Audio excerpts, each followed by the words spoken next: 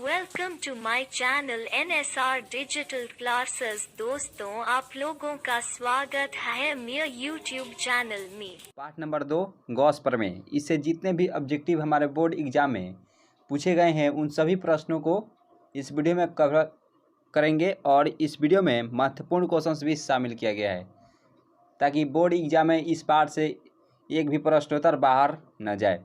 तो कृपया इसे लास्ट तक देखिएगा क्योंकि यह भी सेशन बहुत ही महत्वपूर्ण होने वाला है। अगर इन प्रश्नों को आप लोग सही से याद कर लेते हैं तो इस पाठ से एक भी प्रश्नोत्तर अब नहीं छूटेगा पूरे गारंटी के साथ। तो चलिए वीडियो को यहीं से स्टार्ट करते हैं और देखते हैं प्रश्न को। गॉस का प्रमेय। गॉस के नियमानुसार यानी कि गॉस का नियम क्या था? तो यह फाई ई बराबर होता है क्यू अपॉन एप्सिलॉन नॉट, जो कि ऑप्शन नंबर ए में इसका राइट आंसर दिया हुआ है। गॉस यह नियम दिए थे।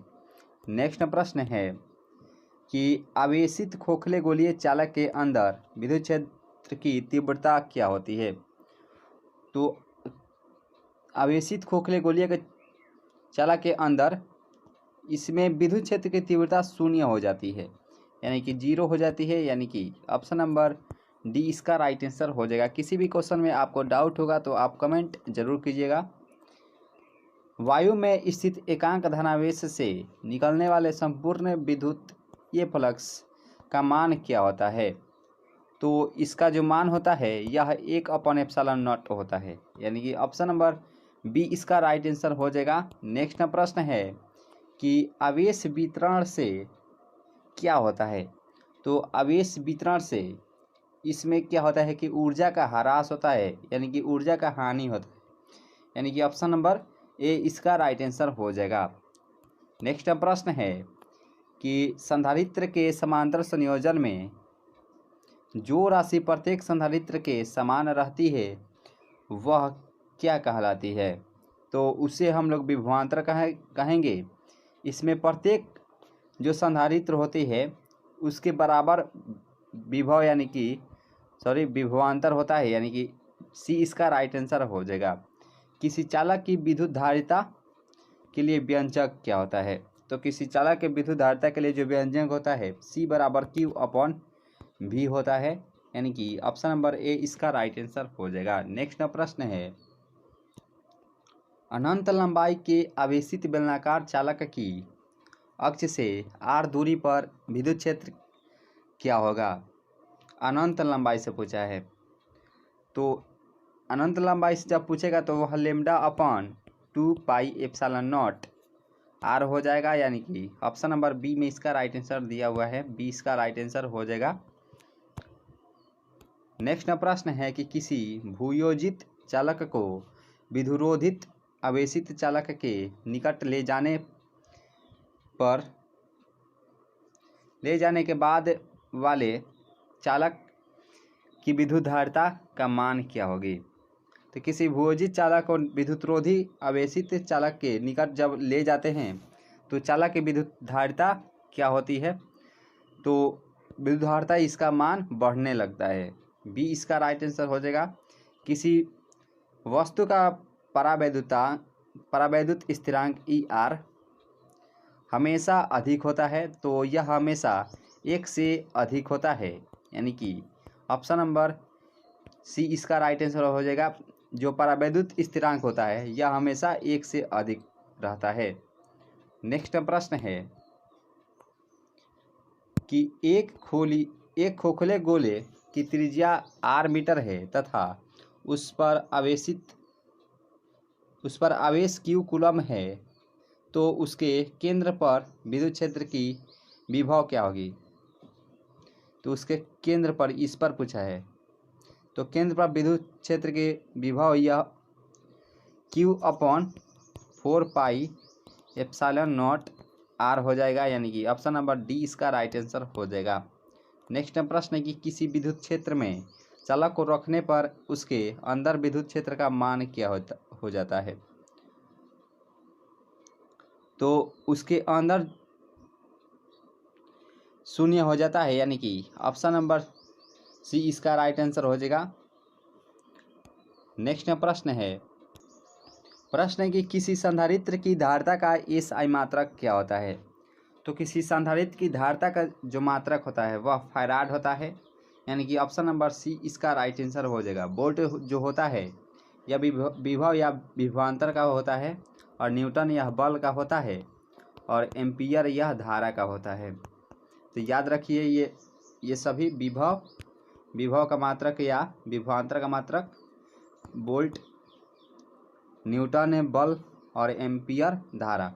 और इस क्वेश्चन का राइट आंसर हो जाएगा फैराड। किसी संधारित्र की धारिता का एसआई मात्रक फैराड होता है, जिसे बड़े एफ से सूचित करते हैं। और विद्युत धारिता की बीमा क्या होती है। तो विद्युत धारिता का जो बीमा होती है M inverse L inverse 2 T⁴ और I⁻⁻², यानी कि ऑप्शन नंबर ए में इसका राइट आंसर दिया हुआ है। नेक्स्ट प्रश्न है कि यदि किसी खोखले गोलीय चालक को धनावेशित किया जाए तो उसके भीतर का विद्युत विभव क्या होगा। तो हम पहले ही पिछले वीडियो में बताए थे, पहले पाठ में, कि जब खोखले गोलीय चालक के अंदर जब पॉजिटिव देते हैं तो वह धनात्मक एवं समरूप हो जाएगा। जब पॉजिटिव देंगे तो पॉजिटिव ही उसका रिजल्ट निकलेगा, अगर निगेटिव देते हैं तो निगेटिव ही उसका रिजल्ट निकलेगा।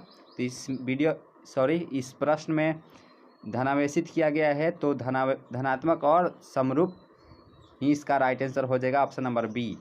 नेक्स्ट प्रश्न है कि द्रव की एक बूंद को आवेशित करने पर उसके सिकुड़ने की प्रवृत्ति क्या हो जाती है। तो वह घटने लगती है, यानी कि घट जाती है, यानी कि ऑप्शन नंबर बी इसका राइट आंसर हो जाएगा। एक अभिष्ट चालक की सतह के किसी बिंदु पर विद्युत क्षेत्र की तीव्रता क्या होगी। यह मान लीजिए ये कोई अभिष्ट चालक है और उसके किसी भी बिंदु पर, मान लीजिए कि यहाँ पर या यहाँ पर या यहाँ पर, वह सतह के लंबवत हो जाती है। मान लीजिए कि यहाँ पे यह सतह के लंबवत हो जाएगी, या यहाँ से भी सतह के लंबवत हो जाएगी, या यहाँ से भी सतह के लंबवत हो जाएगी, या यहाँ से भी सतह के लंबवत हो जाएगी, यानी कि 90 डिग्री पर इसका तीव्रता हो जाएगी, यानी कि ऑप्शन नंबर सी इसका राइट आंसर हो जाएगा। नेक्स्ट प्रश्न है, दो संधारित्र जिनकी धारिताएँ C1 तथा C2 है और वे समांतर क्रम में जुड़े हैं, तो उनके संपूर्ण धारिता क्या हो जाएगी, यानी कि सी पूछा है। जब समांतर क्रम में पूछेगा तो वह उसे जोड़ देंगे। यहाँ पे दो संधारित्र है तो C1 प्लस C2 हो जाएगा। अगर यहाँ पे समांतर क्रम में, इसका राइट आंसर ये हो गया है, जो कि ऑप्शन नंबर डी में इसका राइट आंसर दिया हुआ है। अगर पूछता कि श्रेणी क्रम में, वहीं अगर दो संधारित्र अगर श्रेणी क्रम में अगर जुड़ता तो वह 1/c बराबर हो जाता 1/C1 प्लस 1/C2 हो जाएगा इसका राइट आंसर, यानी कि श्रेणी क्रम के लिए ये सही है, और समांतर क्रम के लिए c बराबर हो जाएगा C1 प्लस C2 हो जाएगा, जो कि यहाँ पे समांतर क्रम में पूछा है। तो ऑप्शन नंबर डी इसका राइट आंसर हो जाएगा। नेक्स्ट प्रश्न है कि दो संधारित्र जिनमें प्रत्येक की धारिता c है, यानी कि दो संधारित्र दिया गया है तो दोनों का मान सेम ही है, यानी कि c दिया हुआ है c, और यह श्रेणी क्रम में जुड़े हैं, तो उनकी तुल्य धारिता क्या होगी। तो 1/c बराबर हो जाएगा 1/c प्लस 1/c, क्योंकि दोनों का मान सेम ही दिया है, प्रत्येक की धारिता सेम है, यानी कि c है। तो हो जाएगा, बाटा का जोड़ जब करेंगे तो c, और ये 1 और यहाँ पे 2 हो जाएगा, और c का पूछा है, यानी कि धारिता c पूछा है, तो c बराबर हो जाएगा ये ऊपर और ये नीचे, क्योंकि ये खाली c का पूछा है तो c/2 हो जाएगा।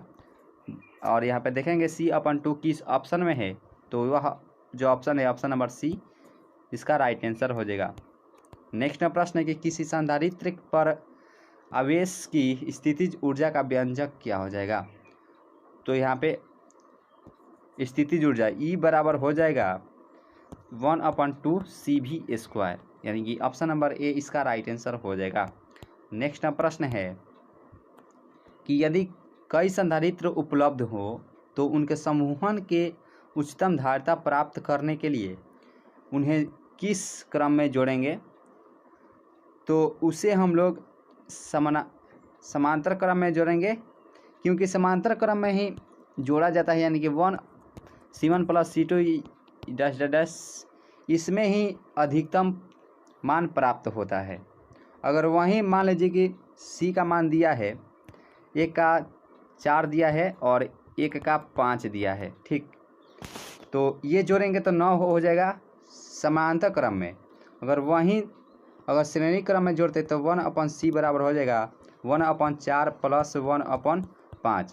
तो इसका लघुत्तम हो जाता कितना, 5 का 20 और यहाँ पे 5 प्लस यहाँ पे 4, तो 20 यानी कि 9/20 हो जाता।